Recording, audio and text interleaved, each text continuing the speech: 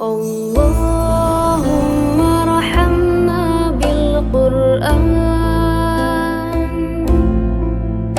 waj'alhu. Bismillahirrahmanirrahim. Assalamualaikum warahmatullahi wabarakatuh. Waalaikumsalam warahmatullahi wabarakatuh. Jalan-jalan ke pasar malam, Cakep. pulangnya membeli lemper. Dari cara jawab salam, jamaahnya mulai lapar. Lagi puasa ya, alhamdulillah. Bagaimana Ramadan tahun ini? Alhamdulillah, baik-baik saja. Semoga kata orang Arab itu anisfu qad zahab wal baqi zahab. Yang separuh itu telah pergi dan separuh sisanya itu adalah emas yang harus kita manfaatkan. Separuh dari Ramadan kita sudah berlalu atau sudah hampir berlalu, maka kita bagaimana di separuh yang kedua ini nanti dalam waktu dekat kita betul-betul bisa memaksimalkan.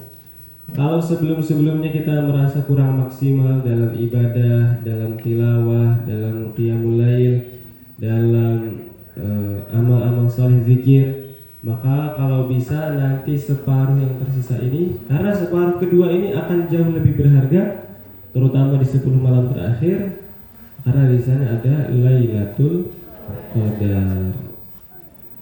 Nah, ini kita melanjutkan materi yang sebelumnya kita bahas sampai mana? Surga dan neraka kalau nggak salah ya.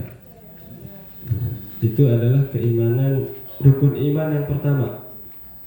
Nah, insya Allah kita ingin membahas setelah ini kita bahas hal-hal yang lebih menumbuhkan roja atau harapan pada Allah Subhanahu wa Ta'ala. Jadi dalam keimanan kita itu mesti ada al-khauf war raja.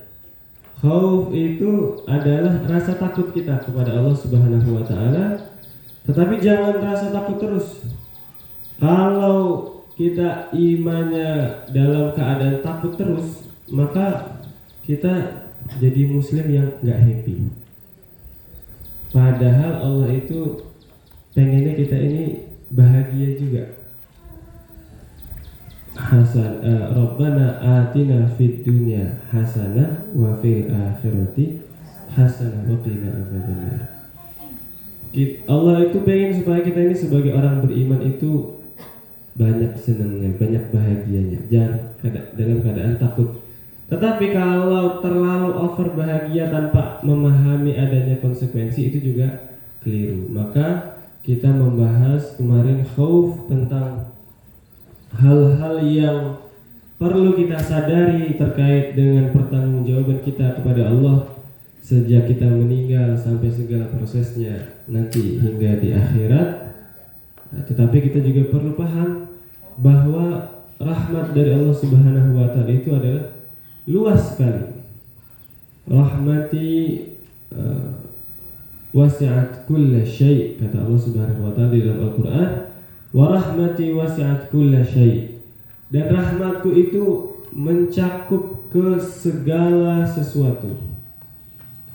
Fasa'aktubuha lilladzina amanu lilladzina yattaquna wa yu'tuna zakata walladzina hum biayatina yu'minun, dan nanti akan aku khususkan rahmatku itu bagi orang-orang yang bertakwa, menunaikan zakat, dan beriman kepada ayat-ayat kami. Nah, ini kita maksudnya adalah bagaimana? Ar-Rahman, Ar-Rahim. Rahman itu adalah sifat maha pengasihnya Allah Subhanahu wa Ta'ala kepada seluruh makhluk. Nggak peduli apakah dia orang beriman atau tidak beriman, nggak peduli apakah dia soleh atau tidak, apakah itu manusia, tumbuhan, hewan, dan sebagainya. Semua dapat kasih sayang Allah di dunia. Maka jangan heran kok ada orang nggak beriman rezekinya lancar, orang nggak soleh, nggak ibadah, rezekinya lancar-lancar aja. Karena memang rahmat Allah itu mencakup segala sesuatu, tetapi itu di dunia. Ada sifat yang kedua yaitu Ar-Rahim, yaitu ini adalah sifat penyayangnya Allah bagi orang-orang yang beriman nanti di akhirat. Jadi cinta atau kasih sayangnya Allah Subhanahu wa taala pada orang-orang beriman ketika di akhirat. Kata Syekh Muhammad Said Ramadan Al-Buti, beliau menjelaskan, hadhil ummah ummatun marhumah. Umat ini adalah umat yang dirahmati oleh Allah Subhanahu wa taala. Maksudnya umat Islam, kita ini umatnya Nabi sallallahu alaihi wasallam itu adalah umat yang dirahmati oleh Allah Subhanahu wa taala. Kecuali ila manistakbaru, kecuali orang-orang yang sombong dalam konteks di sini maksiat. Kita itu selagi melakukan dosa, tapi kita sadar, ya Allah, ini aku begini karena kelemahan diriku. Ya Allah, aku mengakui aku belum bisa maksimal dalam ibadah Ramadan tahun ini, karena ternyata kok setiap hari ada bukber, seminggu sekali jadi panitia. Akhirnya dari siang sudah mulai belanja, tilawahnya kurang. Misalnya itu insya Allah dikasih uzur. Atau kita tadi bermaksiat kepada Allah, tapi kita mengakui, ya Allah, ini karena kelemahan diriku, aku gak kuat dalam melawan hawa nafsuku. Ya Allah, ternyata aku masih sering marah-marah padahal di bulan Ramadan. Ya Allah, padahal aku pengen kalau Ramadan puasa itu lebih kalem, tetapi kita kalah ternyata sama hawa nafsunya. Kalau kita mengakui seperti itu justru diampuni oleh Allah. Apalagi kalau kita tambahkan dengan istighfar, dengan taubat, dengan memohon ampun kepada Allah, dengan doa-doa memohon perlindungan. Itu semua nanti bisa membawa kita pada ampunannya Allah Subhanahu wa taala. Dan jangan dikira ketika seseorang itu bertaubat artinya dia nggak pernah berdosa itu lagi. Itu adalah pemahaman taubat yang keliru. Kadang-kadang kita merasa bersalah. Ustaz, saya gimana kalau saya taubat, udah memohon ampun, udah beristighfar, tapi dosa itu lagi, melakukan itu lagi, atau melakukan dosa yang lainnya. Ketahuilah taubat itu tidak membuat kita menjadi maksum. Taubat itu tidak membuat kita otomatis enggak dosa itu lagi. Bahkan kata Nabi SAW, seandainya seorang hamba itu berbuat dosa, lalu dia bertaubat, lalu dosa lagi di hari yang sama, dosa itu lagi sampai 70 kali, Allah akan tetap, selagi dia taubat 70 kali juga, Allah akan tetap ampuni dia.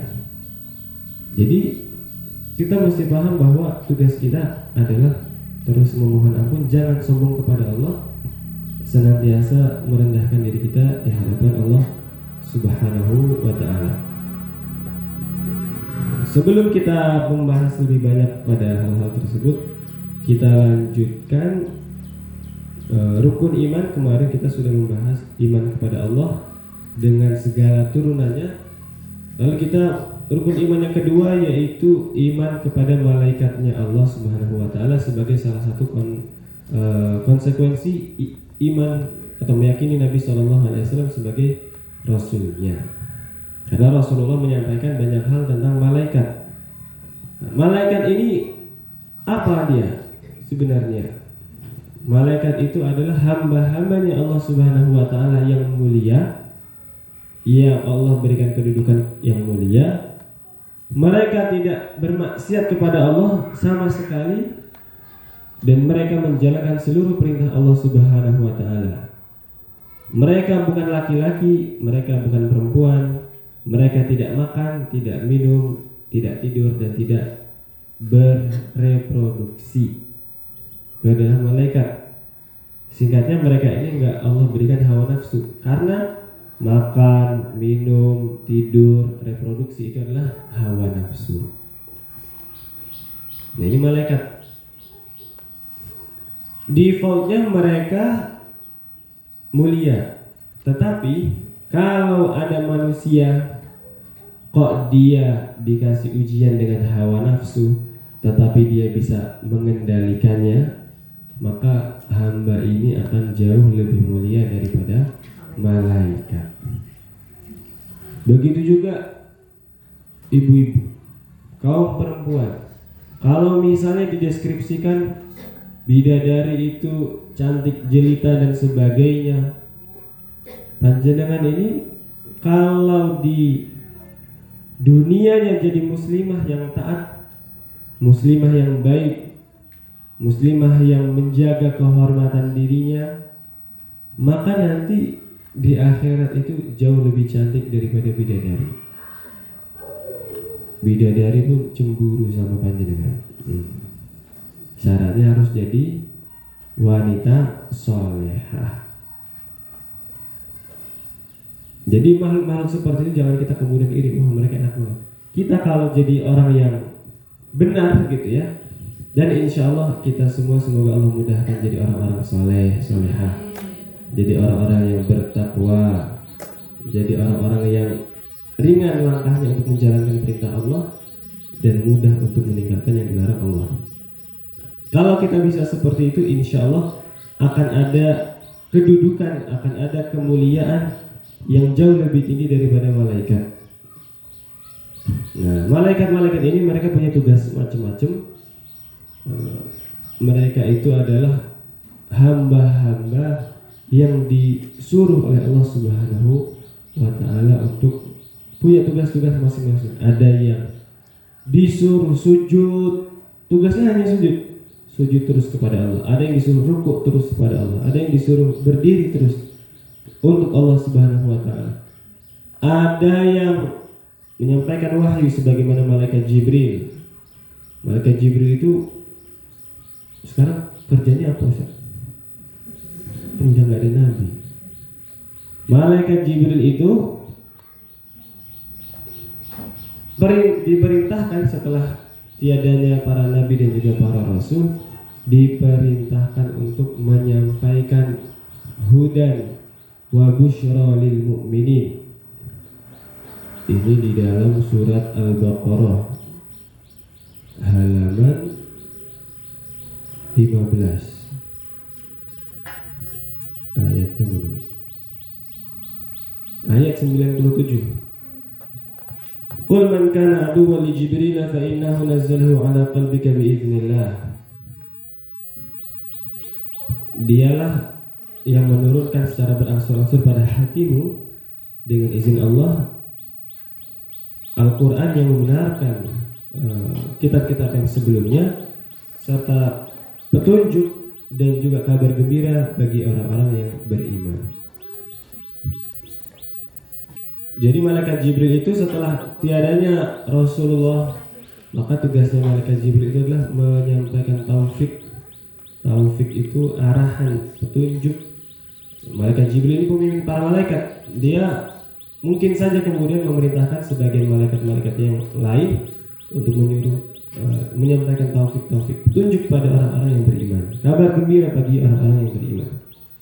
Ada yang kabar gembiranya itu berupa mimpi-mimpi ru'ya salihah, mimpi-mimpi yang baik. Saya itu ini cerita sedikit. Kadang ada mimpi yang nggak baik juga dikasih tahu juga. Saya udah pernah cerita belum ya? Yang saya ini mimpi ditelan bumi. Belum ya? Saya itu waktu kuliah di Al-Azhar tahun pertama saya pernah merasa ngiri sama kakak-kakak saya, sama mungkin sebagian orang di Indonesia gitu ya. Mereka kakak-kakak saya setelah menikah mereka pada buka usaha. Akhirnya ya cepat punya kendaraan atau punya aset ini dan itu. Saya setelah menikah itu kuliah lagi ke Mesir. Itu biayanya lumayan. Saya kepikiran apa pulang aja ya.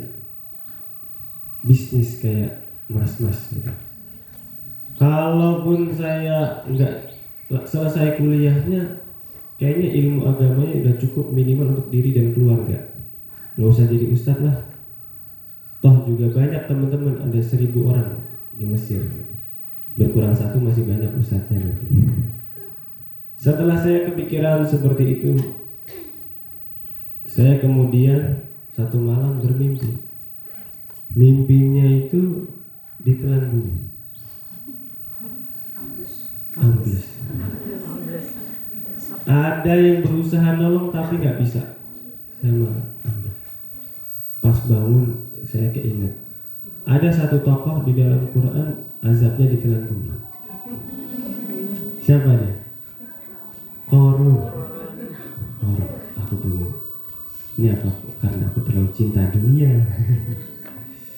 Akhirnya ya udahlah, astagfirullahaladzim. Saya kemudian memperbaharui niat dan menghapus rencana tersebut. Bismillah. Barangkali ini memang jalan yang Allah Subhanahu wa taala berikan. Mungkin kalau kakak-kakak saya punya kontribusi yang lain, nah saya kontribusi untuk agamanya melalui ilmu.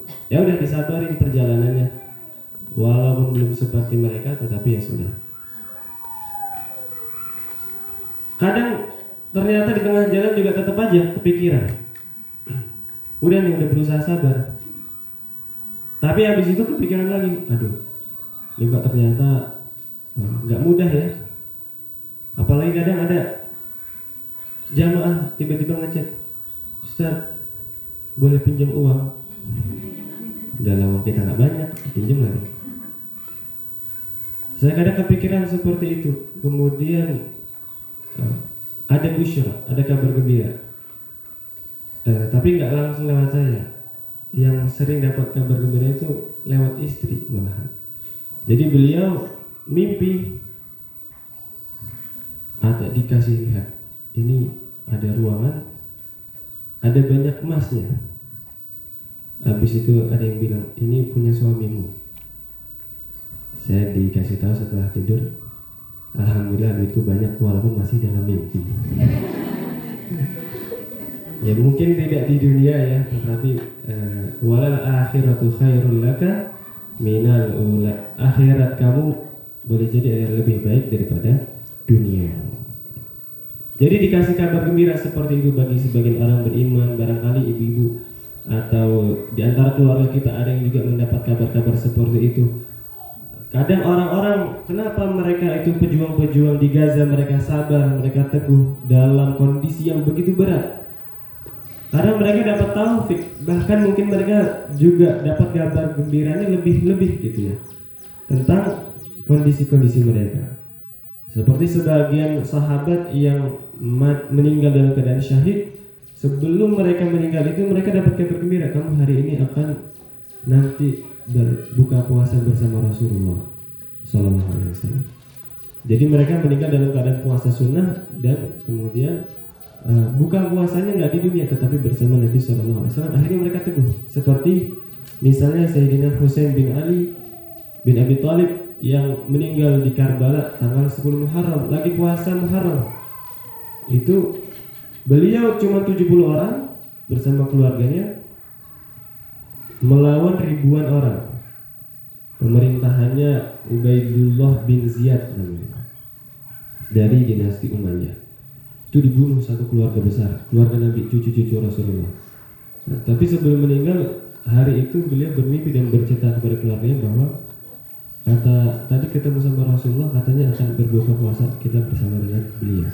Itu adalah busyra, kabar gembira bagi orang-orang yang beriman. Itu diantara tugasnya malaikat Jibril alaihissalam setelah tiadanya para nabi dan juga para rasul.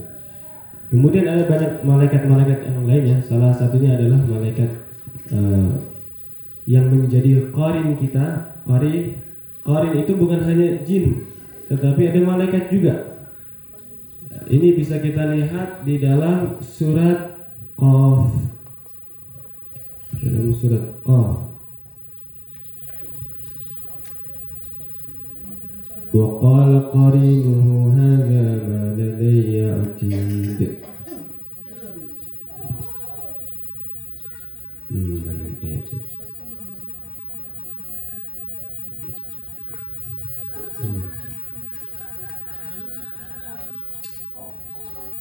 Ayat 23. Wa qala qarinuhu hadza ma ladayya atid. Qarin itu artinya teman.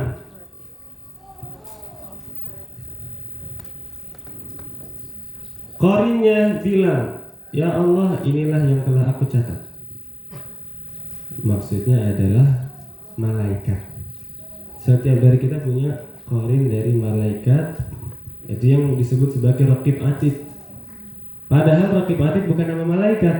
Raqibun atid itu adalah sifat mereka. Raqib artinya senantiasa mengawasi, atid artinya senantiasa mencatat. Bukan raqib yang di kanan, atid yang di kiri. Tetapi ada malaikat yang senantiasa mencatat amal baik dan buruk kita. Memang dua, tetapi sifatnya adalah raqibun atid. Ya dikasih nama raqib atid nggak apa-apa, jadi kayak kembar gitu ya. Cuman jangan nanti punya anak kembar dikasih nama raqib atid. Nanti orang takut ya. Nah, qarin dari golongan jin itu ada di ayat 27. Tadi ayat 23-nya qarin dari malaikat, qaf 27 itu qarin dari golongan jin.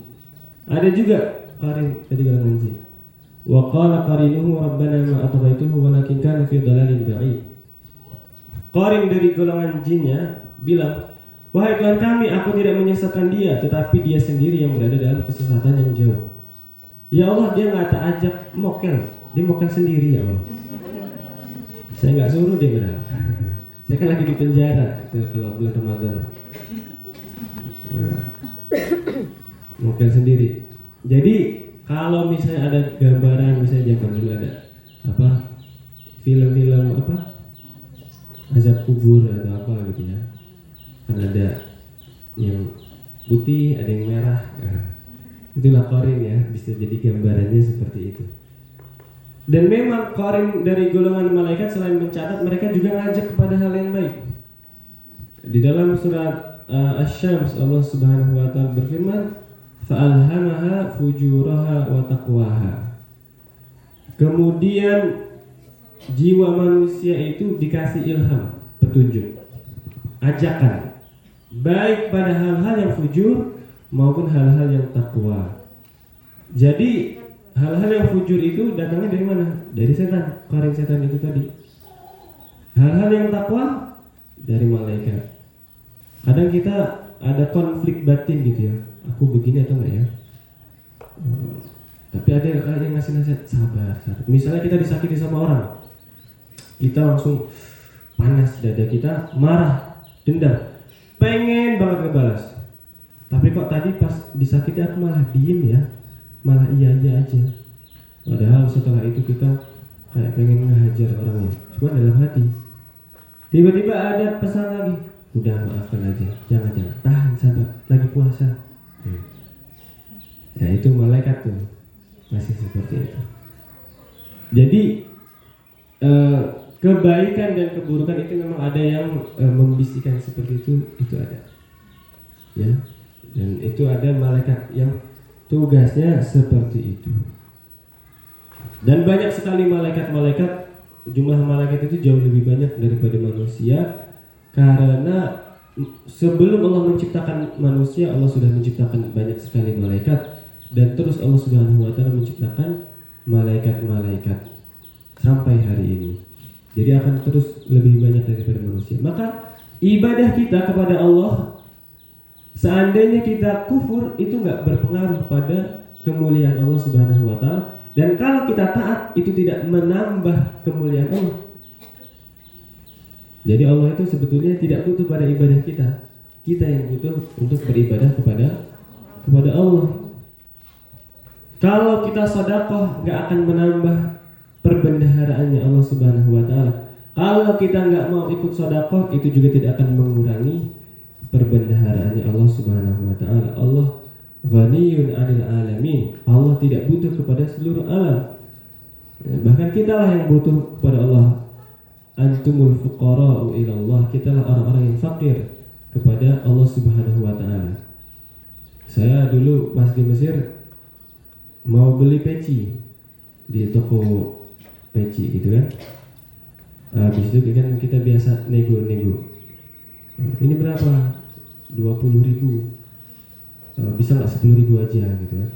Ini mahasiswa fakir. Kata penjualnya pintar. Saya juga fakir. Kita semua fakir ilallah. Kita fakir kepada Allah. Wah, ini penjualnya alim juga nih, hafal Quran. Jadi tadi ya, ibadah kita itu tidak menambah kemuliaan Allah. Kalaupun kita meninggalkan ibadah, itu juga tidak mengurangi kemuliaannya Allah Subhanahu wa taala, karena malaikat-malaikat yang jauh lebih banyak itu senantiasa taat kepada Allah Subhanahu wa taala. Ini iman kepada malaikat. Lalu iman kepada Rasul. Nah, di sini iman kepada Nabi dan juga Rasul. Apa perbedaan Nabi dan juga perbedaan Rasul?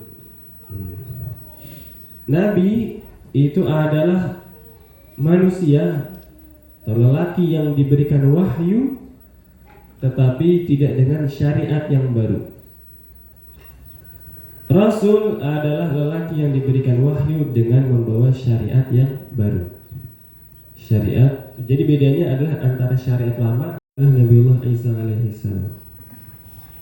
Beliau membawa syariat yang baru.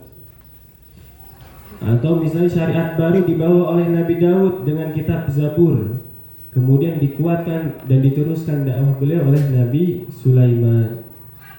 Jadi seperti itu perbedaan Nabi dan Rasul. Lalu ada dalam hadis disebutkan, hadis tentang syafaat, bahwasanya Nabi Nuh alaihissalam adalah Rasul yang pertama. Itu dalam hadis yang sahih, hadis Bukhari dan Muslim, bahwa Nabi Adam berkata kepada manusia saat itu ketika mereka meminta tolong kepada Nabi Adam, pergilah kepada Nuh karena sesungguhnya dia adalah Rasul pertama.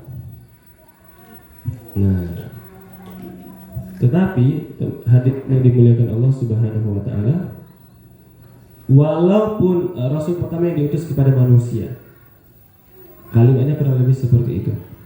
Tetapi apakah kemudian Nabiullah Adam itu bukanlah seorang Rasul? Jawabannya adalah Nabi Adam juga seorang Rasul. Kenapa seperti itu?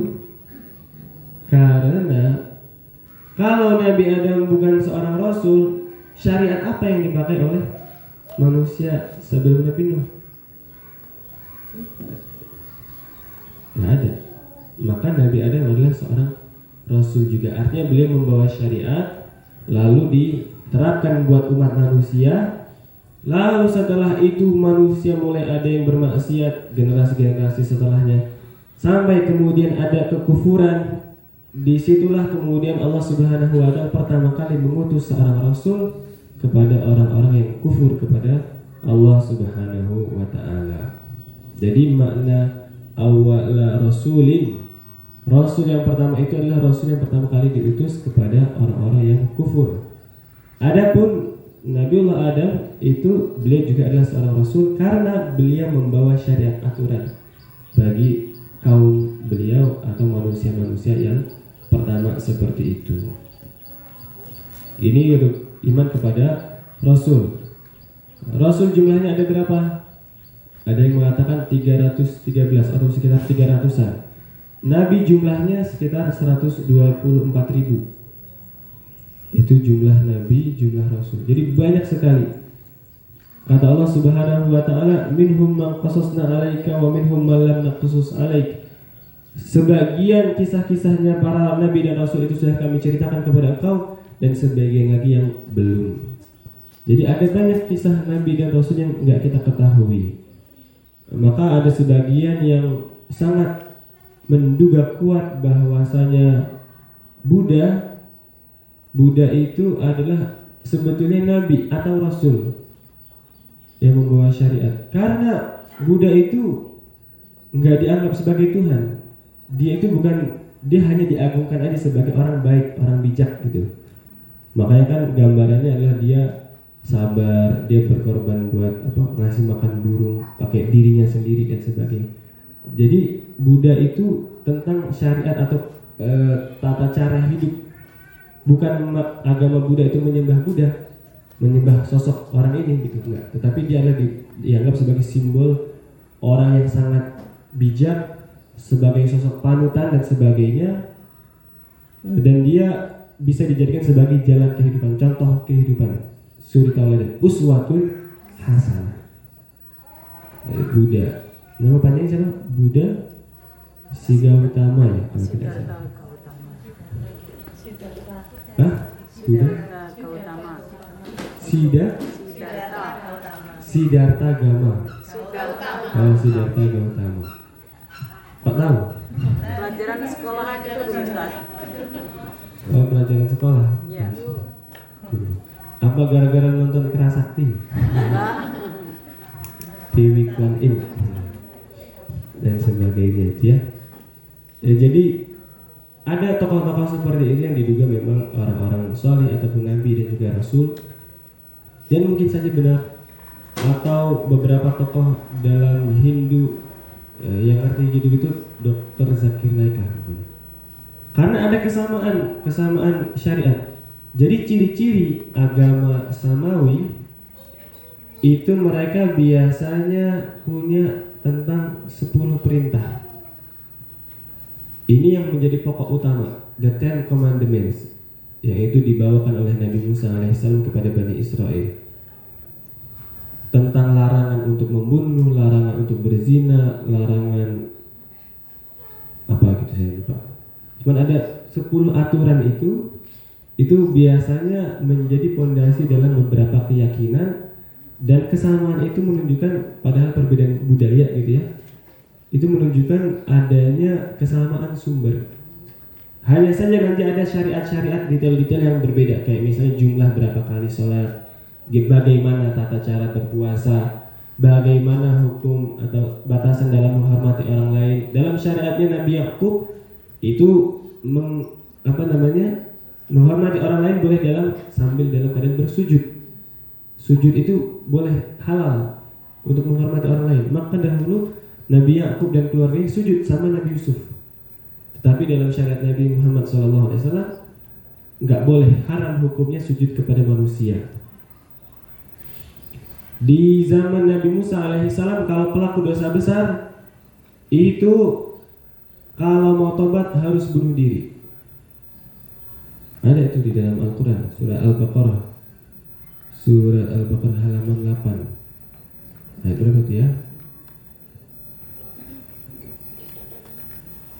Ayat 53. Wa idh qala Musa liqaumihi ya qaumi innakum zalamtum anfusakum bittikhadhikumul ijl. Ketika Musa berkata pada kaumnya, wahai kaumku, kamu telah menzalimi dirimu sendiri dengan menjadikan patung anak sapi sebagai sesembahan. Fatubu ila bari'ikum, bertaubatlah pada penciptamu. Faqtulu anfusakum, dan bunuhlah dirimu. Jadi taubatnya dari dosa besar dari kesyirikan adalah dengan bunuh diri. Kalau dalam Islam nggak harus bunuh diri. Ini syariat di zaman beliau. Kemudian syariat di zaman Nabi Adam misalnya memperbolehkan pernikahan kakak dan adik walaupun harus silang gitu ya, kembarnya. Di zaman Nabi SAW itu haram hukumnya, nggak boleh menikah dengan yang mahram. Jadi ada syariat-syariat seperti itu yang berubah-ubah, tetapi ada tauhid pastinya yang tidak berubah. Itu tentang Nabi dan juga para Rasul. Wa kutubihi, dan kitab-kitab Allah Subhanahu wa Ta'ala. Yang paling populer adalah 4, Al-Quran, Taurat, Injil, dan Zabur. Ada suhuf-suhuf yang lain. Lalu rukun iman yang kelima, hari kiamat, udah dibahas banyak sebelumnya. Dan rukun iman yang keenam adalah dengan takdir, beriman pada takdir. Khairihi wa syarrihi, baik yang rasanya buruk maupun yang rasanya baik. Hakikatnya semua takdir Allah itu baik. Cuman kadang kita merasakan itu rasanya nggak enak. tetapi dan kadang kita merasakan rasanya enak. Tapi hakikatnya semua itu adalah untuk kebaikan kita, insya Allah. Ini adalah di antara rukun-rukun iman.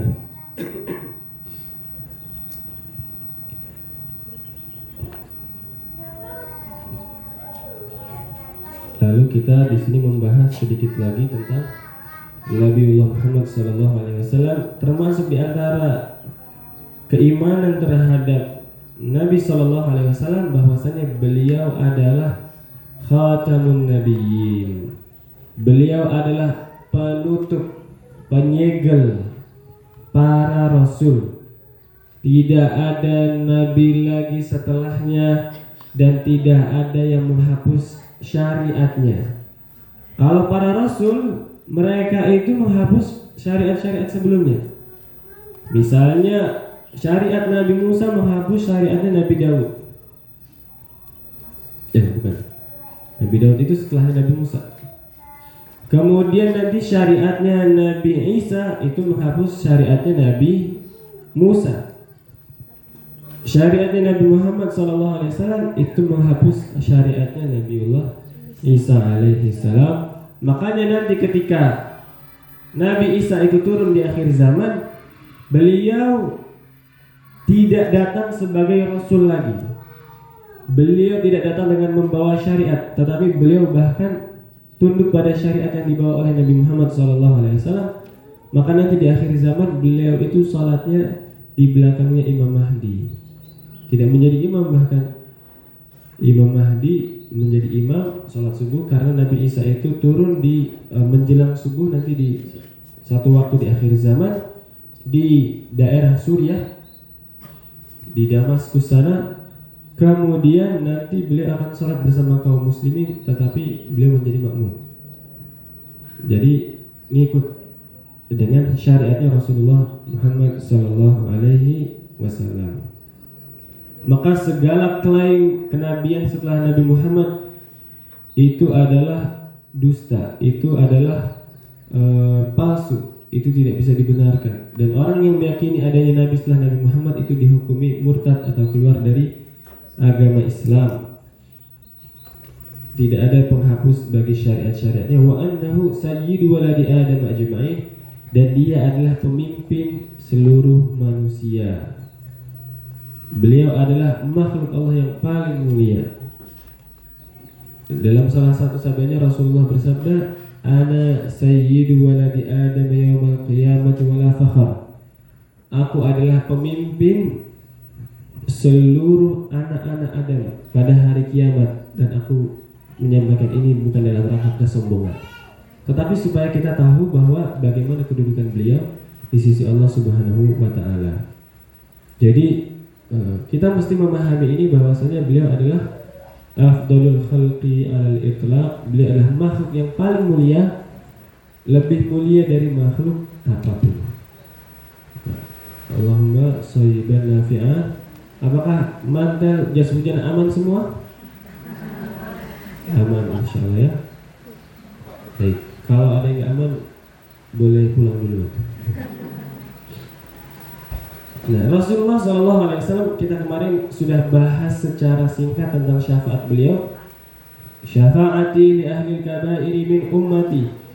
Syafaatku itu adalah untuk pelaku dosa besar dari umatku.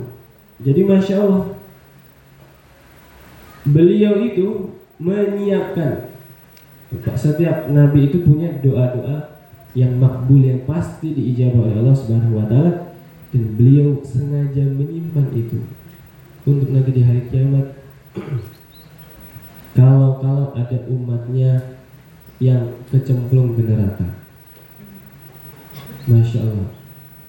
Itu kalau kita ke masjid beliau, masjid Nabi SAW, masjid Nabawi, kemudian kita berziarah kepada beliau. Semoga Allah rezekikan kita semua untuk senantiasa berziarah ke beliau. Kata Nabi, barang siapa menziarahiku setelah kematianku, seolah-olah menziarahiku di masa hidupku. Ini hadis dhaif, tetapi kita boleh menjadikan itu sebagai motivasi. Karena hadis dhaif itu bukan hadis palsu, beda. Hadis palsu itu 100% bukan dari Nabi. Kalau hadis dhaif itu 50% kemungkinan iya, 50% kemungkinan tidak. Ini hadis dhaif.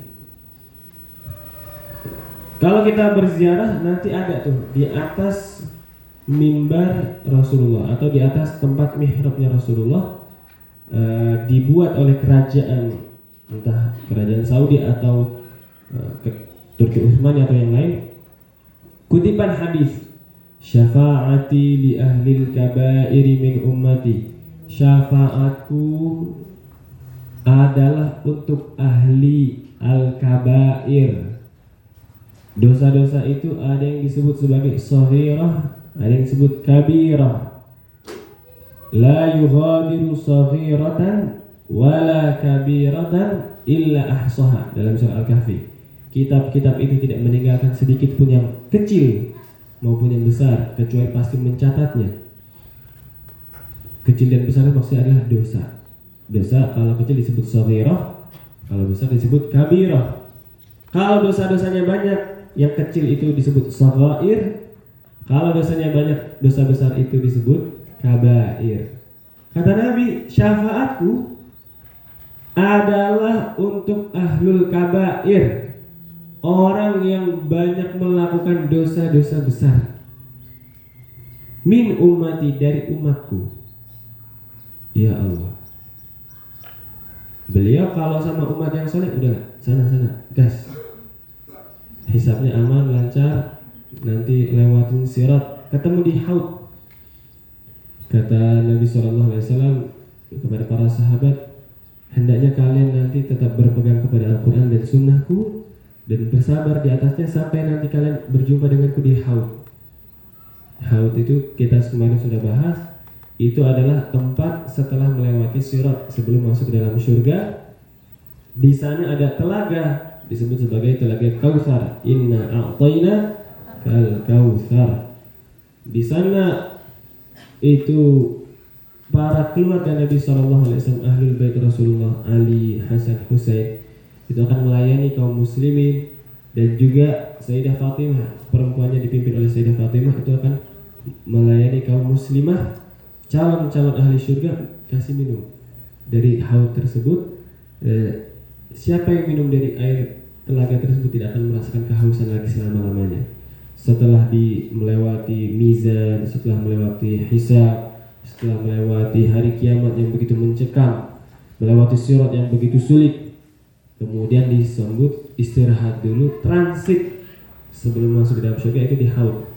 Nah, Nabi SAW itu ngurusin ahlul kabair ini, umat-umat yang kecemplung ke neraka itu, yang dihisabnya gagal, yang ternyata dia adalah orang-orang celaka, tetapi di hatinya masih ada keimanan. Nabi SAW hadir membawakan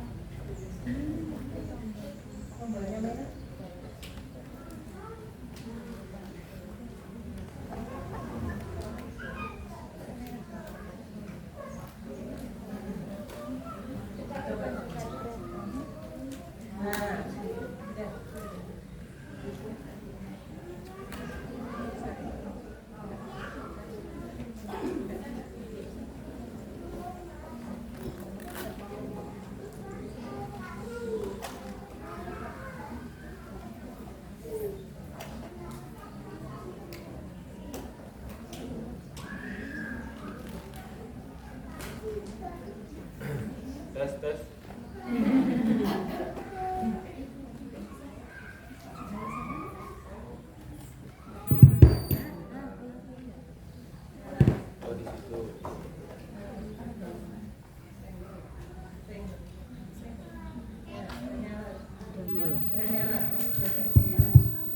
Ya, alhamdulillah.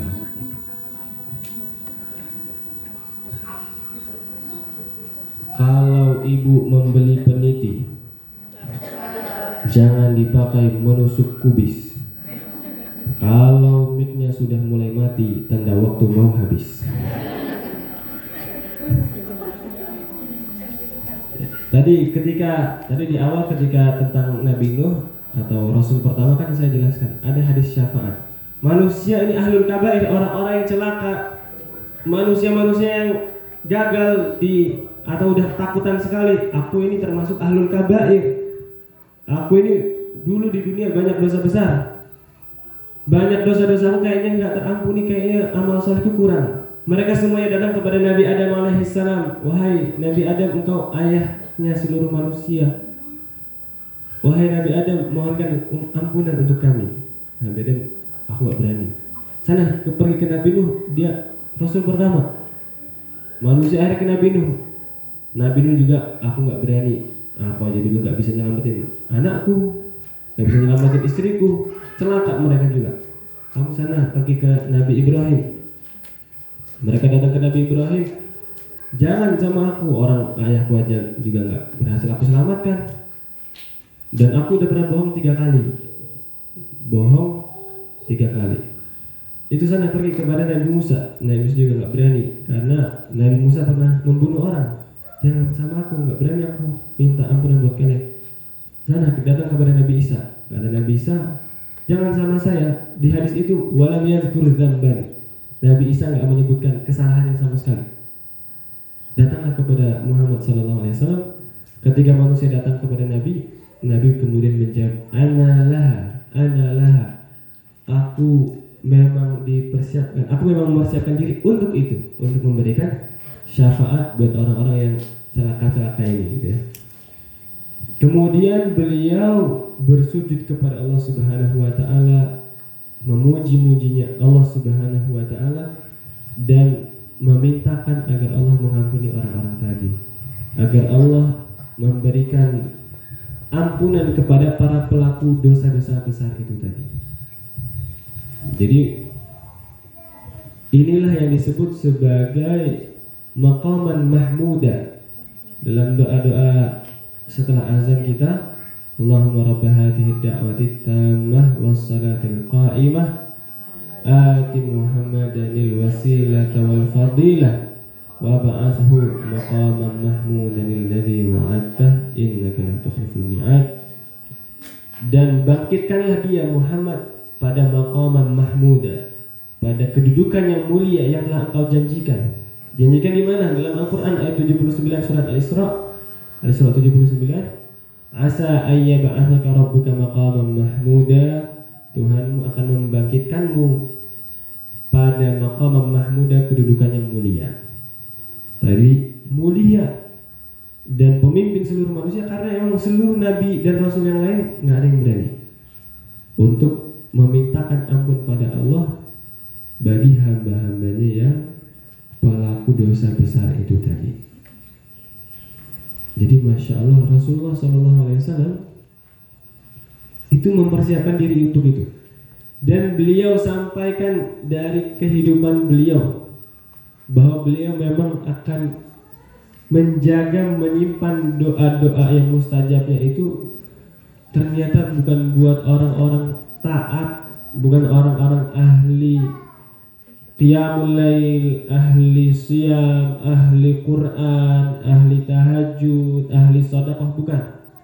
Karena buat mereka-mereka ini udah aman itu. Nanti puasanya, tahajudnya, Al-Qur'annya, sedekahnya itu yang jadi syafaat buat mereka. Tetapi ada orang-orang nih di antara umat beliau yang ternyata kurang banget amalnya. Sedekahnya jarang-jarang, ada yang enggak ikhlas. Sekali sedekah enggak ikhlas. Ada duit 7.000, 5.000 dan 2.000. Yang disedekahinnya 2.000. Ada duit misalnya, pokoknya selagi ada nominal paling kecil di kantongnya, itulah yang disedekahin. Qiyamul lail ya kadang-kadang, kemudian salat jamaah ya kadang-kadang, puasanya ya kadang-kadang, itu pun juga ada kadang mokel juga tuh. Pokoknya modal dirinya sendiri itu kurang. Ternyata Rasulullah SAW justru malah memperhatikan mereka. Itulah cintanya Rasulullah SAW kepada umat ini. Makanya umat ini disebut ummatun marhumah, umat yang dirahmati. Dirahmati oleh siapa? Oleh Allah Subhanahu wa taala. Sebab siapa? Sebab Nabi SAW menyayangi umat ini. Bukan hanya yang soleh-soleh saja, tetapi yang begajulan, yang gak soleh juga dicintai oleh beliau. Pokoknya selagi ada iman kepada Allah, iman kepada Rasulullah, orang ini akan dirahmati. Orang ini akan ditolong oleh Nabi Muhammad SAW. Orang ini akan diperhatikan oleh Nabi Muhammad SAW. Jadi ini adalah satu kabar gembira untuk kita. Cuma memang nanti tinggal bagaimana tugas kita agar menjaga keistiqomahan, terutama dalam perihal iman. Bagaimana kita menjaga iman kita kepada Allah Subhanahu wa taala, menjaga iman kita kepada nabinya sallallahu alaihi wasallam. Kalaupun ada yang kurang-kurang, itu adalah sesuatu yang manusiawi. Tetapi kalau kita sebagai orang-orang yang belajar gitu ya, semoga kita tidak perlu mendapatkan syafaatnya Nabi. Loh, kok gitu? Maksudnya kita jangan sampai jadi pelaku dosa besar. Karena syafaatnya Rasulullah untuk pelaku dosa-dosa besar. Jadi kalau bisa kita memang punya modal tersendiri yang kita dengannya bisa menjalani hisab dengan hisaban yasira, hisab yang mudah. Wa yanqalibu ila ahlihi masrura, nanti kita berkumpul bersama keluarga kita dalam keadaan bahagia. Kemudian kita juga pokoknya udah bahagialah. Bahkan semoga kita semua adalah hamba-hamba yang selamat dan bahagia sejak alam kubur. Amin. Yang mana orang itu kalau merasakan nikmat kubur, insya Allah di alam berikutnya, di alam akhirat, dia akan merasakan nikmat yang jauh lebih besar. Amin ya rabbal alamin. Jadi kita menjadikan syafaat Rasulullah ini sebagai safety net, jaring penyelamat. Jaring yang namanya jaring penyelamat itu kan kita nggak pengen kita terjatuh ke situ sebetulnya. Misalnya kita punya dana darurat, kita menyediakan itu. Tapi kalau bisa kan dana daruratnya jangan sampai terpakai. Kita usahakan manajemen keuangan yang bagus. Kita usahakan supaya hemat dan sebagainya. Tapi Ustaz, saya punya dana darurat, tapi keadaan saya darurat terus, ini bagaimana Ustaz? Ya kalau udah terlalu darurat ya udah dipakai. Nah, tapi kita sebagai umat Nabi Sallallahu Alaihi Wasallam itu patut senang. Kita punya Nabi yang sangat sayang sama kita. Kasih sayangnya Rasulullah Sallallahu Alaihi Wasallam bahkan sampai Allah menyebutnya sebagai rahmatan lil alamin. Wa ma arsalnaka illa rahmatan lil alamin. Ada kalimat itu ada dua macam. Saya lupa istilahnya dalam bahasa Arab usul apa gitu ya. Cuman bisa saja Allah menyebutnya dengan inna arsalnaka rahmatan lil alamin. Kami utus engkau sebagai rahmat bagi seluruh alam. Tetapi di situ Allah pakai nafi dulu. Tidaklah kami mengutus engkau wahai Muhammad kecuali sebagai rahmat bagi seluruh alam. Kecuali sebagai rahmat itu apa sih? Kasih sayang, cinta. Gak ada alasan pengutusan Rasulullah.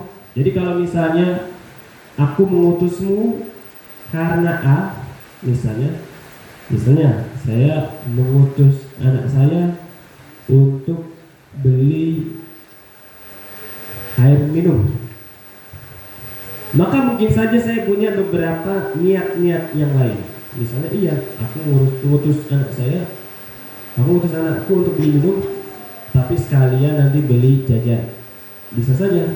Tapi kalau saya bilang saya tidak mengutus anak saya kecuali untuk beli minum, berarti dia harusnya beli minum aja, nggak boleh beli yang lain.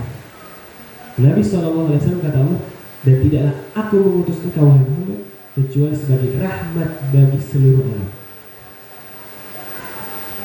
Kata Syekh Sa'id Al-Kamali, Rasulullah itu bukan orang penyayang. Rasulullah itu bukan orang pengasih. Rasulullah adalah kasih dan sayang itu sendiri. Rasulullah adalah rahmat itu sendiri. Nabi adalah rahmat, bukan Nabi pembawa rahmat, bukan. Nabi adalah rahmat. Nabi Muhammad adalah rahmat itu sendiri. Kasih sayang Allah kalau diwujudkan dalam manusia, itulah Nabi Muhammad Sallallahu Alaihi Wasallam. Maka dengan sebab beliau menjadi wasilah dengan Allah Rabbana ja'alkan wasilatan adi sayyidina Muhammad al-wasilah wal fadilah. Berikanlah kepada Muhammad al-wasilah, perantara, wal fadilah, dan keutamaan. Maka Nabi Muhammad adalah salah satu wasilah kasih sayang Allah Subhanahu wa taala kepada kita di dunia maupun juga nanti di akhirat. Di dunia dengan apa? Dengan syariat yang beliau bawa, dengan ajaran-ajaran yang beliau ajarkan kepada kita dalam kehidupan maupun kehidupan kita sebagai hamba kepada Allah maupun kehidupan kita sebagai manusia secara sosial. Rasulullah adalah pembawa rahmat. Rasulullah adalah rahmat itu sendiri, mengantarkan kita pada kasih sayangnya Allah. Dan yang lebih besar lagi nanti adalah Rasulullah sebagai perantara kasih sayang Allah Subhanahu wa taala kepada kita di hari kiamat. Dengan apa? Dengan syafaatnya. Bagaimana supaya Ustaz, saya kayaknya susah nih jadi orang soleh, kayak saya kalah kalau fastabiqul khairat, orang-orang sedekahnya Masya Allah, ya mulainya ya Rob, saya udah berapa kali ini bolong sholat tarawih karena ketiduran, kenyang habis buka puasa Ustaz. Ini aja sampai lupa sahur saking kenyangnya, misalnya. Maka kita perbanyak salawat kepada Nabi Muhammad Sallallahu Alaihi Wasallam. Orang yang kata Nabi, setiap salawat itu akan dikasih tahu kepada Rasulullah di alam barzahnya. Si fulan menyampaikan, si fulan bin fulan atau fulanah binti fulan menyampaikan salawat kepadamu. Semakin sering kita bersalawat, semakin sering Nabi mendengar nama kita, semakin kenal Rasulullah dengan kita nanti. Maka semakin kenal beliau, harapannya adalah kalau tadi kita misalnya nggak selamat, ya Rasulullah, dulu aku nggak banyak amalnya, cuma banyak salawat kepada engkau. Nanti harapannya adalah beliau juga segera dalam memberikan syafaatnya kepada kita. Jadi aman. Insya Allah umatnya Kanjeng Nabi Muhammad ini aman. Amin. Tetapi tadi kita mesti sadar juga ada khaufnya, ada rojaknya. Ya, aman di hari menjelang neraka itu. Tapi kan ada azab kubur, ada hisab. Ya kalau bisa kita dari awal aman. Kalau pelaku dosa besar, masalah dulu itu. Di kuburnya, di bangkitnya. Cuman memang nanti diselamatkan oleh Rasulullah ketika entah kecemplung apa menjelang kecemplung, diselamatkan. Tapi nggak enak dulu. Harapan kita makanya semoga kita Allah berikan kebaikan-kebaikan di dunia, Allah berikan kebaikan di akhirat, Allah masukkan kita dalam surga tanpa perlu hisab, tanpa perlu merasakan siksa api neraka. Amin ya rabbal alamin. Kurang lebih seperti itu yang bisa kami sampaikan. Wallahu a'lam bishawab. Wassalamualaikum warahmatullahi wabarakatuh. Waalaikumsalam warahmatullahi wabarakatuh. Jazakallahu khairan katsiran Ustaz atas ilmunya. Alhamdulillah hari ini kita jadi mengetahui makna dari rukun iman ya ibu-ibu. Yang tadinya cuma hafal rukun iman, sekarang kita tahu isinya. Oh ternyata. Monggo ibu-ibu ada yang ingin ditanyakan berkaitan dengan rukun iman ini, monggo silahkan segera. Ada? Monggo. Kalau nggak ada Ustaz Miftah gini ya.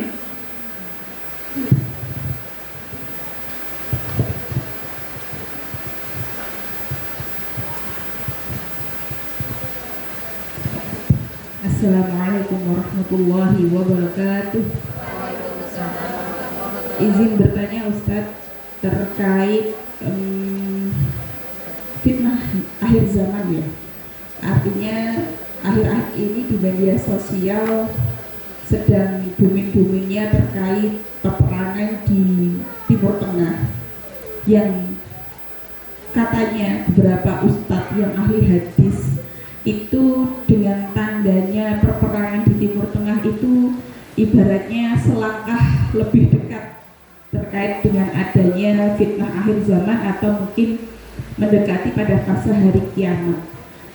Pertanyaannya ada dengan kondisi yang memang nyata hari ini kiamat kecil beberapa di Indonesia seperti di Aceh itu tanah yang bergerak hingga berhektar-hektar, kemudian ada gempa yang beberapa kali hadir yang kita rasakan, dan Timur Tengah juga perang. Sebenarnya yang perlu dipersiapkan itu iman yang seperti apa? Dan kemudian apakah boleh Ustaz kita berdoa seperti ini, ya Allah, mohon keluarga kita dari anak, cucu, cicit sampai yang paling terakhir generasi kita itu kita doakan jangan sampai menemui Dajjal, begitu Ustaz. Ya, tapi walaupun walau alam ya generasi kita akan sampai berapa begitu, tapi ini memang sangat mengkhawatirkan untuk kita semuanya. Apa yang bisa kita lakukan dengan keadaan yang sudah tidak baik-baik saja ini? Itu aja Ustaz. Matur nuwun. Wassalamualaikum warahmatullahi wabarakatuh. Warahmatullahi wabarakatuh. Masya Allah. Ini jadi yang paling menderita dalam hari-hari ini adalah generasi milenial. Kenapa? Dia tumbuh dalam keadaan krisis moneter. Dia sudah berhasil melewati satu kiamat 2012. Lalu ada lagi COVID-19. Orang-orang tadinya kuliah, dia kuliahnya, orang-orang kuliah offline, dia kuliah online. Wisudanya juga online, cuman video di rumah gitu ya. Giliran mereka pengen nikah malah perang dunia ketiga. Kasihan, nasib. Untung saya sudah menikah. Nah, bagaimana kita menyikapi kondisi yang belakangan seperti ini? Ya, dalam setiap masa, bukan hanya sekarang. Dalam setiap masa ada orang-orang yang berusaha kemudian menerka-nerka terkait dengan akhir zaman. Yang jelas, memang kita itu semakin mendekati akhir zaman. Kalau dibanding zaman Nabi, akhir zamannya lebih dekat kita sekarang, ya kan? Terus besok lebih dekat lagi dan seterusnya. Cuman kita juga mesti paham dan tetap menyikapi sesuatu itu dengan ilmiah. Jadi misalnya di kondisi-kondisi sekarang ini, bahkan sudah ada beberapa itu orang-orang mengaku sebagai Imam Mahdi.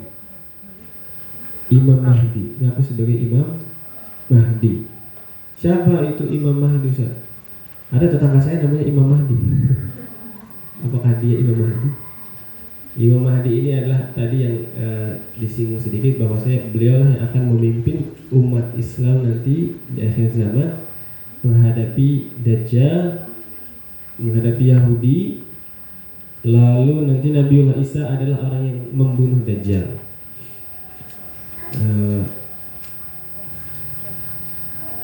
Fenomena ada yang disebut sebagai Mahdawiyah.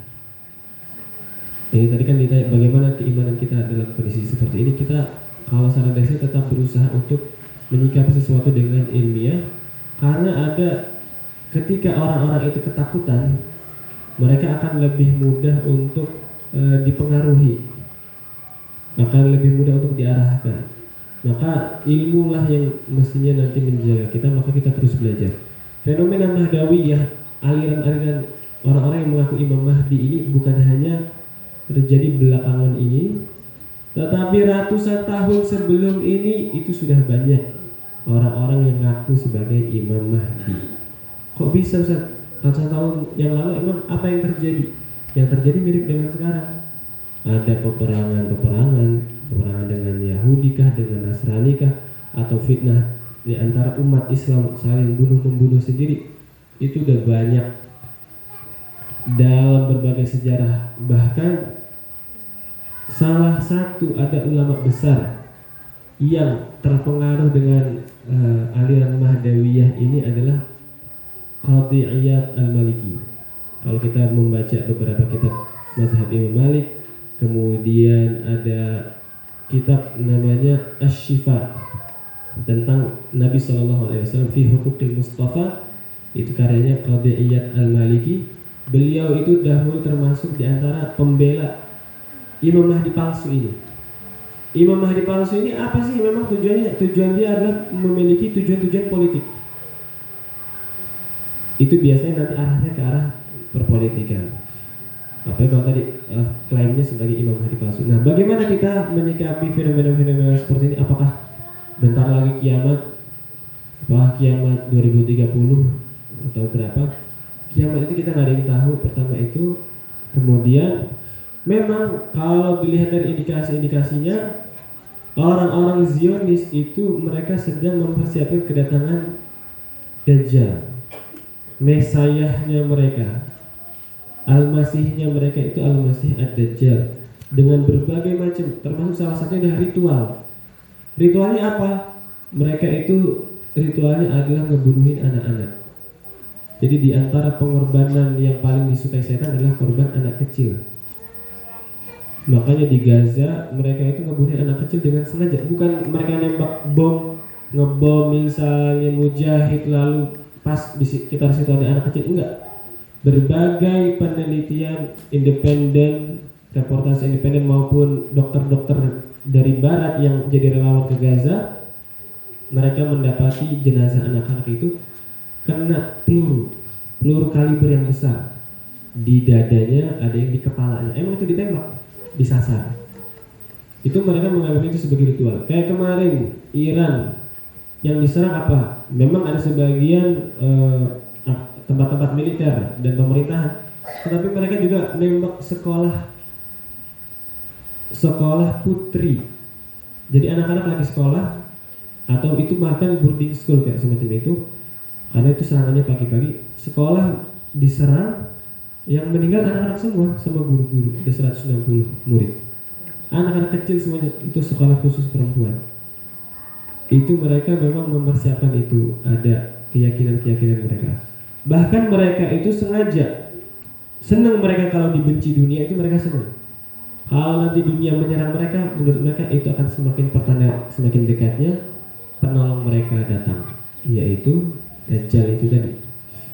Nah, memang nanti kita menyikapi ini tetap harus proporsional melihat fenomena-fenomena tersebut, tetapi kita juga atas landasan ilmiah. Dalam kondisi seperti ini, kita sikapnya bagaimana? Kita sikapnya melawan imperialisme penjajahan Amerika dan Zionis, dan segala pihak yang melawan itu kita dukung, kita bela. Bagaimana sikap kita kalau di Indonesia? Kita terus belajar, kita mendoakan. Lalu tadi terkait dengan agar terhindar dari fitnah, itu bagus. Ada salah satu doa, saya lupa doa redaksi lengkapnya, tetapi di salah satu diksi akhirnya adalah waqbidna ilaika ya rabbana ghaira maftunin. Ya Allah, ambillah kami, Allahumma inni as'aluka fi'lal khairat wa tarkal munkarat wa hubbal masakin waqbidna ilaika ya rabbana ghaira maftunin. Ya Allah, ini adalah mungkin salah satu doa Nabi kalau tidak salah.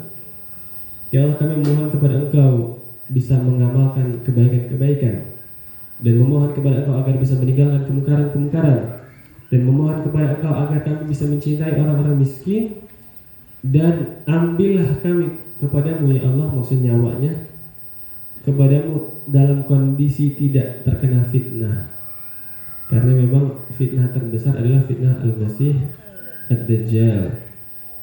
Dia itu nanti akan datang membawa surga padahal itu adalah neraka, dan dia menawarkan neraka padahal itu adalah surga. Itu dulu kita memahaminya, nanti dia ajaib karena surga jadi neraka. Tetapi interpretasinya ulama kontemporer menjelaskan bahwa Dajjal itu akan menawarkan, kamu kalau sama aku aman hidupmu, aman keluargamu dijamin, negaramu tentram, ekonomi stabil dan sebagainya. Tapi syaratnya kamu jadi budakku, tapi syaratnya kamu jadi anak buahku. Dunianya seolah surga. Tapi apa yang dia lakukan? Dia lakukan nanti kalau jadi anak buahnya setuju, dia akan menzalimi kaum muslimin. Dia akan ikut membiarkan genosida di Gaza, bahkan nyumbang juga untuk penjajahan, untuk pembantaian itu. Akhirnya di akhirat dia menjadi neraka. Lalu Dajjal menawarkan opsi neraka. Maksudnya bagaimana? Kamu kalau nggak sama aku, kamu hidup dalam keadaan susah. Itu yang ditawarkan Amerika. Kalau kamu nggak nurut sama aku, nggak menyerah, kami akan sanksi kamu. Kami akan boikot kamu. Kami akan buat negerimu kacau balau, ekonomimu hancur, bangunan-bangunan tokoh-tokohmu kami bunuh-bunuh, rakyat sipilmu kami bunuh-bunuh. Hidupnya seolah-olah neraka. Tetapi kalau orang beriman sabar dalam kondisi seperti itu, maka dia akan mendapatkan surganya Allah Subhanahu wa Ta'ala. Itu persis apa yang dilakukan oleh Israel sama Amerika itu begitu. Kalau jadi temannya hebat, enak, nanti dapat akses teknologi dan sebagainya. Tapi syaratnya harus tiap tahun setoran $2 triliun. Itu kemarin tempo hari beberapa bulan yang lalu Trump itu ke keliling tur Timur Tengah gitu ya. Itu pada setoran totalnya $2 triliun. Mengatasnamakannya investasi. Investasinya ke perusahaan apa? Lockheed Martin. Itu perusahaan apa Ustaz? Itu adalah perusahaan senjata yang bikin bom-bom, yang bikin pesawat-pesawat yang dipakai buat ngejajah Gaza itu. Itu ditagih. Kalau nggak mau bayar, nasibnya kayak Iran. Iran itu udah 40 tahun disanksi ekonomi. Ternyata masih bisa dia bertahan. Akhirnya kemarin Trump nawarin, kamu harus menyerahkan semua stok uranium. Stok uranium. Uranium itu adalah bahan untuk produksi nuklir ya. Kalau kamu nggak ngasih, kami akan diserang. Pemimpinnya dibunuh, kemudian negerinya dibom seperti itu, dan seterusnya. Nah, itu skala yang besar. Nanti kita juga seperti itu, secara skala individu kita akan dapat tawaran-tawaran. Kamu mau enak gak hidupnya? Kalau mau sama kami. Kalau nggak mau ya nanti kamu sengsara, susah, keluargamu lapar. Kamu hidup dalam keadaan melarat, lapar, nggak dapat air karena nanti Dajjal itu dengan segala macam teknologinya, dan itu Amerika punya, dan ya labnya itu di Israel. Memang teknologi yang paling maju di dunia ini itu di Israel. Lab-labnya itu mereka bisa apa istilahnya, rekayasa cuaca, bahkan rekayasa bencana itu bisa mereka punya teknologinya seperti itu. Nah, mereka kayak gitu nanti Dajjal itu akan ada masa kekeringan selama bertahun-tahun nanti. Disitulah Dajjal menawarkan, kalau kamu air bersama kami, nanti kamu dapat air, dapat makanan, dapat kehidupan nyaman. Tapi harus nurut. Kalau nggak nurut, iya nggak dapat air. Hausan aja kamu sama keluarga. Di situ kata Nabi SAW, nanti kondisi-kondisi sulit seperti itu makanannya orang beriman adalah zikrullah. Subhanallah, alhamdulillah, wa la ilaha illallah, Allahu akbar. Bersabar dalam kondisi yang sulit sampai nanti tiba masanya Allah Subhanahu wa taala utus Imam Mahdi dan juga Nabiullah Isa alaihi salam. Tetapi jangan kita santai-santai, nanti aja lah, aku nggak usah jadi baik, nunggu Imam Mahdi aja. Jangan kita terlalu menunggu Imam Mahdi sampai imam masjid kita biarkan sendiri. Maka sekarang kita ramaikan masjid-masjid mushola biar imam masjid tidak sendiri. Seperti itu, wallahu a'lam. Ada lagi Bunda yang mau bertanya? Ada. Izin bertanya Ustadz, berkaitan dengan mimpi, terutama mimpi itu kan ada yang datang baik, ada yang buruk tadi nggak Ustadz? Apakah bisa kita bermimpi tentang baginda Rasulullah SAW? Kemudian jika memang bisa bermimpi baginda Rasulullah, terus kita meragukan itu tuh benar Rasulullah apa sanes gitu. Karena dan di riwayat itu kan ada Rasulullah itu memiliki jubah berwarna putih hijau gitu nih. Kalau di dalam mimpi itu berwarna merah, itu bagaimana nih Ustaz? Kemudian untuk bersolawat dalam keadaan kita bersih dan tidak bersih dari najis, apakah tetap sampai kepada baginda Rasulullah SAW? Gitu nih Ustaz. Ini siapa yang bermimpi ketemu Nabi? Ibu? Saya pernah mendapatkan mimpi, tapi saya nggak tahu karena maksudnya masih bingung gitu. Masya Allah. Kata Nabi SAW, "Man ra'ani fil manami faqad ra'ani." Barang siapa melihatku dalam mimpi, maka dia telah melihatku dengan nyata. Maka itu adalah Rasulullah SAW. Terkait pakaian, apakah Rasulullah pakaiannya putih dan hijau terus? Enggak. Beliau kadang memakai pakaian hitam. Dan bahkan mengenai pakaian merah secara spesifik ada hadis, ada sahabat Nabi SAW melihat Nabi dengan pakaian berwarna merah. Kata beliau, aku tidak pernah melihat siapapun yang lebih tampan dari Rasulullah dengan pakaian tersebut, baik sebelum maupun sesudahnya. Jadi Rasulullah justru dengan pakaian merah itu dengan sangat berwibawa, dengan sangat tampannya, dengan sangat baiknya, dan itu juga adalah salah satu pakaian yang dipakai oleh Nabi.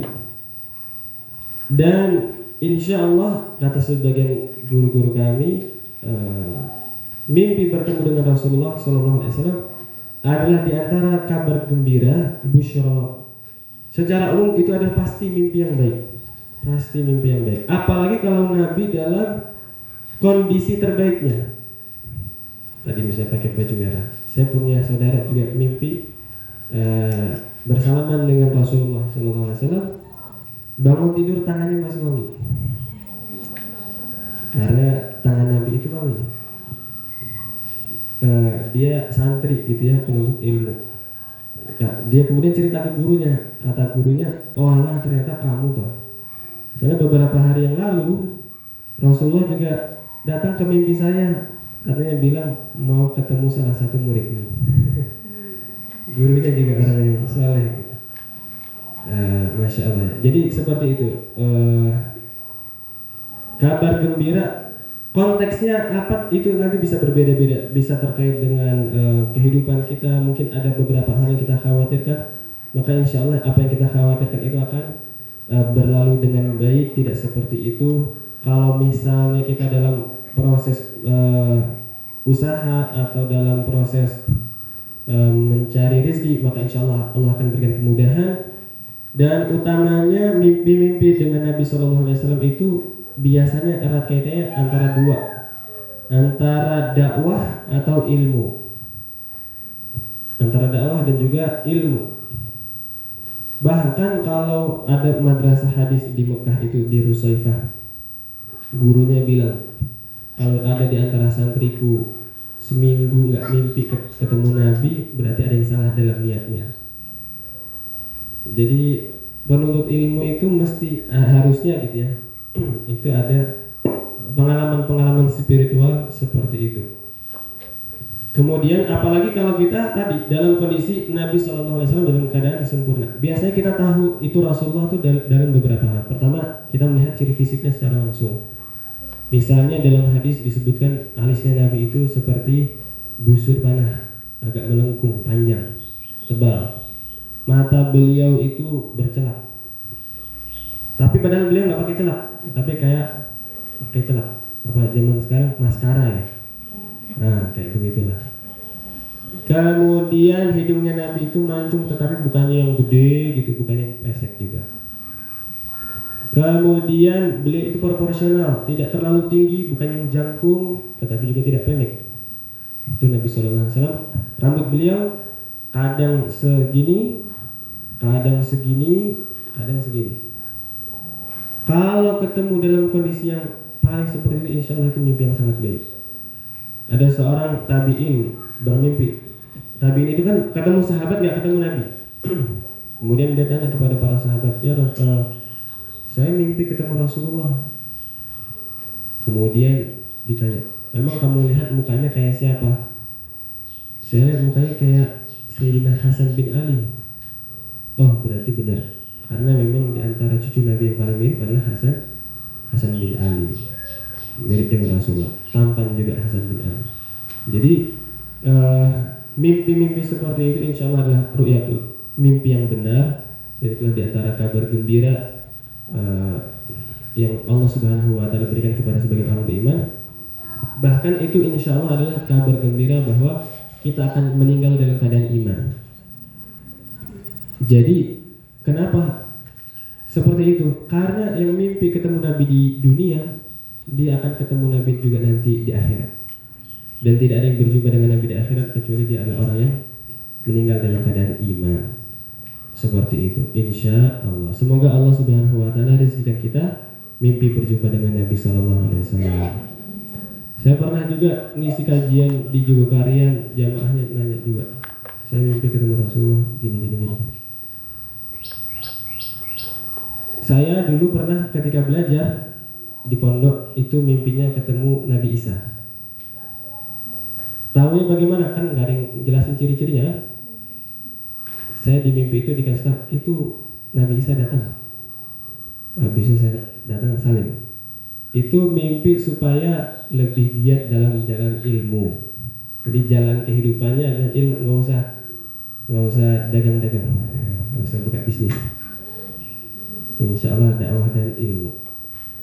Kemudian ada banyak beberapa kabar gembira yang lain, tetapi cukup istimewa sendiri. Kemudian yang kedua terkait salawat. Salawat itu adalah salah satu amal yang paling ringan dan juga istimewa. Tidak harus dalam keadaan suci, bahkan tidak harus ikhlas. Jadi kalau zikir-zikir yang lain kita masih hadir hati. Kalau salawat itu cukup lisan aja, itu insya Allah sampai kepada Nabi Sallallahu Alaihi Wasallam. Jadi kita perbanyak salawat kepada beliau. Kalau teman-teman hadirin hadirat pengen dikaruniakan rizki berjumpa dengan Rasulullah dalam mimpi, salah satu amalannya adalah perbanyak membaca hadis, perbanyak membaca sirah, supaya selain kita baca dan mengenal Nabi, kita juga memperbanyak salawat. Karena dalam hadis kan pasti ada Nabi Sallallahu Alaihi Wasallam dan seterusnya. Saya pernah mimpi ketemu Nabi, tapi nggak lihat wajahnya, cuman dituntun habis itu dikasih tahu ini Ka'bah nih, tapi Ka'bahnya tuh bukan Ka'bah yang sekarang, Ka'bah zaman dulu. Kemudian Nabi bilang ini karena zaman dulu itu harta yang halal nggak cukup untuk dipakai membangun Ka'bah yang sempurna. Habis itu disuruh mencium Hajar Aswad. Tetapi saya agak-agak bingung ya. Ada perasaan itu oleh Nabi, tetapi tidak secara jelas. Jadi saya bingung juga mau ceritanya. Tapi kalau Nabi Isa tadi dikasih tahu sama orang di mimpi itu Nabi Isa. Nah, itu insya Allah adalah ru'ya salihah, mimpi yang baik, dan kita berharap semoga Allah Subhanahu Wa Taala tidak haramkan kita dari melihat Nabi SAW di dunia, maupun juga semoga Allah Subhanahu Wa Taala perjumpakan kita dengan Nabi ketika nanti di akhirat. Amin amin ya rabbal alamin. Amin amin ya rabbal alamin. Jazakallahu khairan katsiran atas penjelasannya nih Ustadz. Alhamdulillahirabbil alamin. Kita semua mendapatkan ilmu yang sangat bermakna pada siang hari ini. Mudah-mudahan Allah berikan kesehatan kepada kita semua sehingga kita bisa terus istiqomah dalam menuntut ilmunya Allah. Amin. Karena waktu sudah siang, bunda-bunda, dan ada lagi yang bertanya. Kalau tidak ada yang bertanya, kami cukupkan ya bunda. Kami ucapkan jazakallahu khairan kepada Ustadz. Mudah-mudahan nanti perjalanan Ustadz pulang bisa lancar dan selamat sampai tujuan. Amin ya rabbal alamin. Bunda-bunda, mari kita tutup pertemuan hari ini dengan kesimpulan bahwa mulai hari ini mari kita semangat dalam beramal sholih, dalam beribadah, karena agama kita adalah agama yang sangat dirahmati oleh Allah Subhanahu wa taala dan kita sangat disayang oleh baginda Rasulullah SAW. Mari kita tumbuhkan motivasi dan semangat kita dan tetap mudah-mudahan kita memiliki rasa harap dan rasa takut kepada Allah Subhanahu wa taala sebagai bentuk keimanan kita. Amin. Mari kita tutup majelis pada siang hari ini doa majelis bersama-sama. Wahid isnain salasa. Subhanakallahumma wa bihamdik asyhadu an la ilaha illa anta astaghfiruka wa atubu ilaik walhamdulillahi rabbil alamin.